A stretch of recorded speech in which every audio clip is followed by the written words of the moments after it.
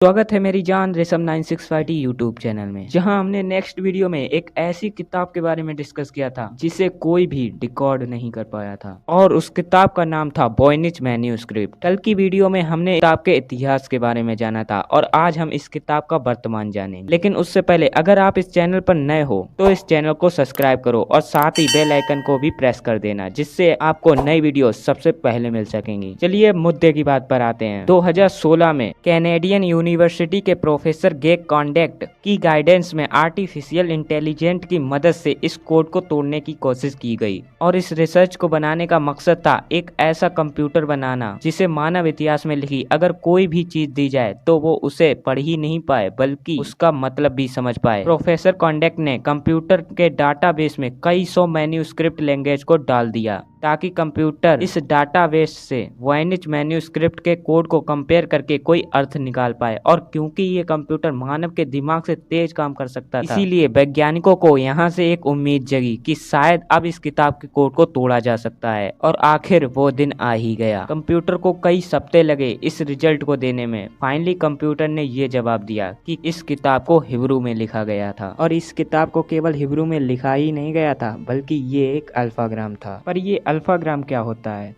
तो सुनो। अल्फाग्राम का अर्थ होता है जिसको हम जंबल फॉर्म में लिख सकें, जैसे आउल को अगर लो लिखा जाए। पर कमाल की बात यह है कि लो का भी एक जंबल फॉर्म होता है और ये बहुत ज्यादा कंफ्यूजिंग था। अब देखो इसे डिकोड करने में क्या मुसीबत थी। मान लेते हैं आपने एक शब्द का अर्थ निकाला और फिर दूसरे शब्द का अर्थ निकाला और फिर इनको एक साथ मिलाया लेकिन कोई अर्थ नहीं निकला, तो फिर आपको ये डिसाइड करना पड़ेगा कौन सा वर्ड सही था, पहला वाला कि दूसरा वाला। और अगर पहला वाला सही था तो दूसरे वाले को दोबारा फिगर आउट करो और अगर दूसरा वाला सही था तो पहले वाले को दोबारा फिगर आउट करो। और इस तरह से अभी तक आपने जितने भी वर्ड फिगर आउट करे हैं उन सभी वर्ड को दोबारा मिलाओ और अगर उनमें से एक भी वर्ड गड़बड़ा जाता है तो इस पूरे प्रोसेस को दोबारा अप्लाई करो। और इस जानकारी को देने के बाद कंप्यूटर ने कहा कि भैया मुझे ना करने ये कोड डिकोड, मैं चला शीला की जवानी देखने। और फिर 2017 में एक जर्मन इजिप्शियन एंथोलॉजी ने 3 साल इस पर रिसर्च की और फिर 2020 में अपना रिसर्च पेपर पब्लिश किया और उन्होंने इस किताब के बहुत सारे पैराग्राफ को डिकोड कर लिया था। उनके हिसाब से ये किताब एक प्रोफेसी बताने वाली किताब थी। प्रोफेसी का अर्थ होता है कि आगे भविष्य में क्या होने वाला है, यानी ये किताब भविष्य में होने वाली घटनाओं के बारे में बता रही थी, ऐसा उनका मानना था। और कुछ रिसर्चर्स का ये मानना था कि हो सकता है ये किताब कोडेड भाषा में लिखी ही ना हो। क्या पता इस किताब को लेकर अब तक हमारी सोच ही गलत हो और क्या पता जिस भाषा में ये किताब लिखी है वो एक भाषा ही हो, एक ऐसी भाषा जो इंसान बोलते ही ना हो। और इस बात को कहने के पीछे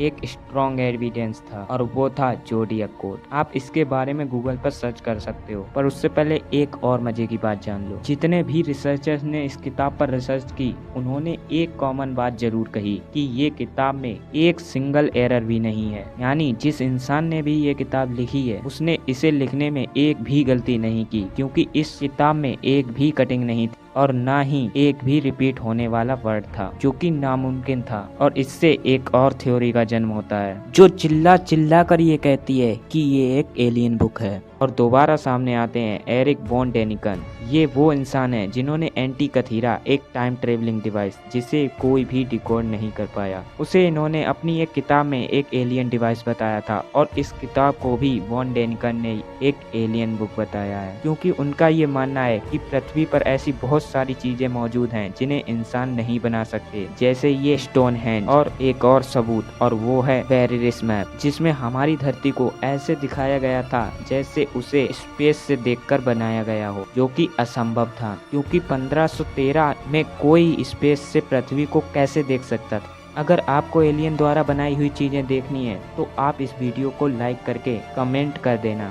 सन 2006 में 2 ब्रिटिश राइटर गैरी कैनेडी और रॉब चर्चिल ने इस किताब को मिस्टीरियस चीजों के साथ जोड़ दिया और उन्होंने इस किताब के बारे में ये दावा किया है कि ये किताब किसी के द्वारा इंसानी दिमाग को काबू करके लिखवाई गई है। और इस बात को साबित करने के लिए उन्होंने अपनी किताब में बहुत सारे सबूत दिए हैं। अगर सभी सबूतों को ध्यान से देखा जाए तो उनके पास ये बात कहने के बहुत तगड़े एविडेंस हैं। इस वीडियो में मैं उनके द्वारा दिए गए फैक्ट्स और दिखाए गए सबूतों को डिस्कस नहीं करूंगा, क्योंकि उससे वीडियो बहुत ज्यादा लंबी हो जाएगी। पर अगर आपको ये सबूत देखने ही हैं तो आप इनकी किताब वॉयनिच मैन्युस्क्रिप्ट पढ़ सकते हैं। हाँ, इनके द्वारा लिखी गई किताब का नाम भी वॉयनिच मैन्युस्क्रिप्ट ही है।